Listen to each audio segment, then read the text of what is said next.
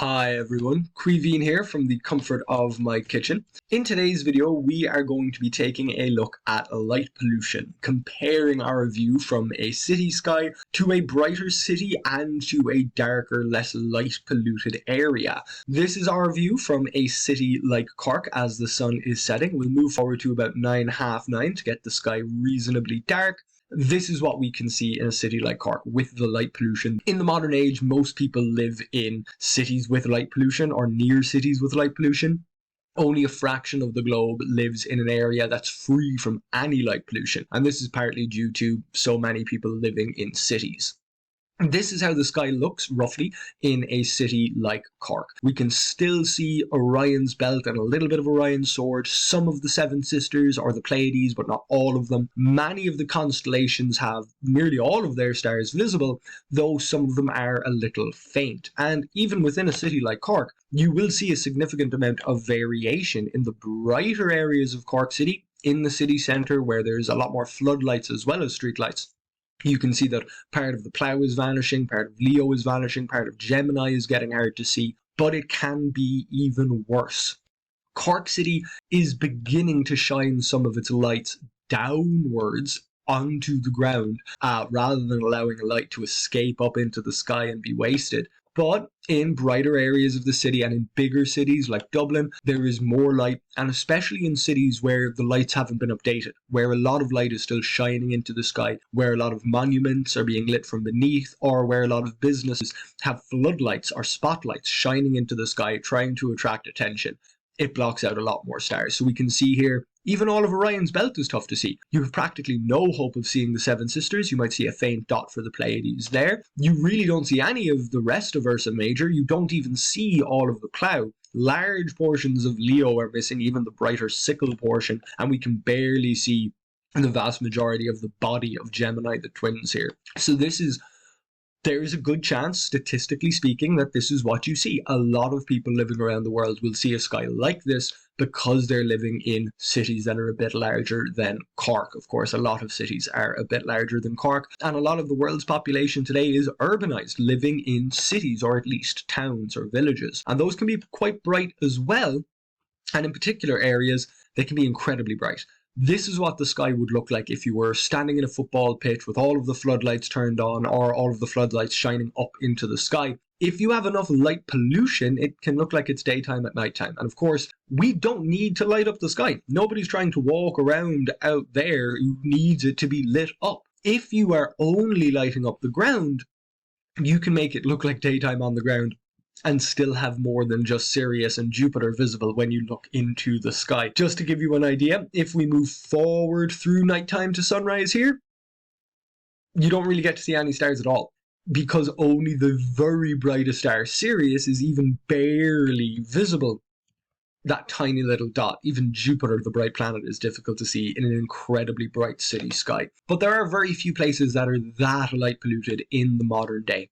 Something around this will be a lot more normal for a city, and this still blocks out large portions of famous constellations and famous stars. Even in places like Cork, which are a lot better than the view I've just given there, this is better again, just a little bit outside of the city. This would be considered a rural sky, where Leo is visible, all of Ursa Major visible there. You're definitely seeing a few of the Seven Sisters, definitely seeing a bit of Orion's sword. If we allow the sun to set entirely, you might see a faint bit of the Milky Way's glow, but a rural sky where there are still houses and streetlights and football pitches, if those lights are shining upwards, they are still going to make the Milky Way harder to see. But with so many stars, it's not so much of a problem. There are still hundreds more stars visible in the sky that's this dark outside of cities like Cork than you would get to see in a city of Cork's size. Certainly anything bigger, unless you're very careful with the lights. Really, cities could be built without any streetlights, and then of course you'd have a perfect nighttime view of the night sky, but that isn't really practical. We do need to be able to walk around safely at night, even just seeing where you're going, being able to read street signs. We do need some amount of light to be able to navigate during nighttime,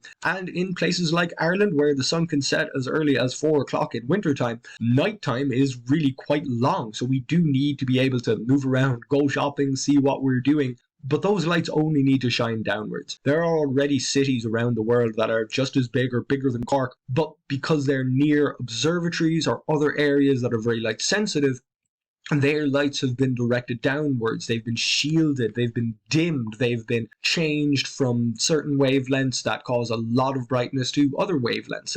Going from really bright, cold, whitish blue lights to a softer, orangey red color can make a really big difference to how much light pollution you experience and how much your eyes have to adjust to see these fainter objects in the sky. If you want to see the Milky Way like this, you are going to have to travel outside of the city. You're going to have to go out into the countryside. Even in a city with all of its lights fully shielded, I don't think there are any large cities in the world that have corrected their light pollution enough to see the sky like this in the morning or in the evening. You know, that glow of the Milky Way is visible at different times of the night, at different times of the year. This is just when we'd see it in early April, coming up to about 4:30 or 5 o'clock in the morning. Very often, if you're traveling out into the countryside, you're traveling away from the built-up areas. And in many countries, whatever language is the primary language of education or commerce, in Ireland, English is used very often in education for international trade. And of course, those kinds of activities are a little bit more prominent in cities. If you're in the countryside, it can be a lot easier to preserve a less common or less international language. And that's certainly true here in Ireland. It is in the countryside where we get the Gaeltachts.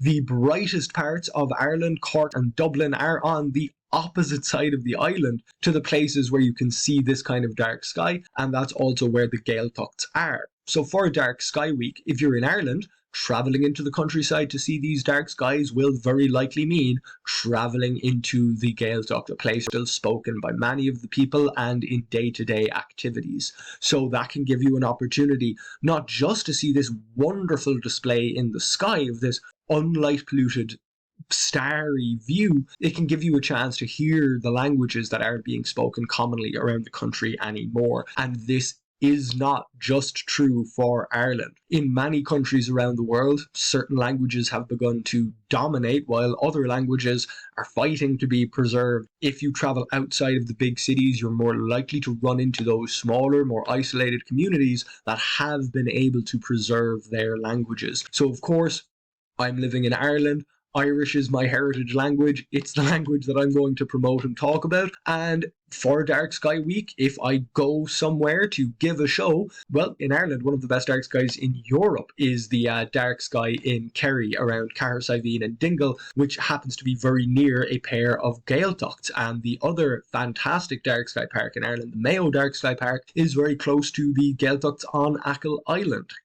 If you are in another country, there's a good chance that a similar principle may apply. If you're in the United States, in the southern United States, deserts are a fantastic place to see a sky like this. You'll have way fewer clouds than we would have here in Ireland, and there are reservations where Native American languages are still spoken. And that means not only is there a connection between the countryside and these dark skies and those older heritage languages, but you can be in a place where the sky is visible in the same way that the ancient Greeks saw it when they drew these constellations. And if you are in an area where a native language or a heritage language has been preserved, there is a chance that stories about these stars have been preserved. You have a chance, really any time of the year, but I'm talking about it because it's Dark Skies Week here in Ireland. You have a chance to go out into the countryside to a place where these kinds of stars are visible and hear them being talked about in the language that was originally used in that area. You can go and see these stars not only in the way they were originally seen by everybody's ancestors around the world, but you may be able to hear them being talked about in the languages that have existed in those countries for centuries and centuries.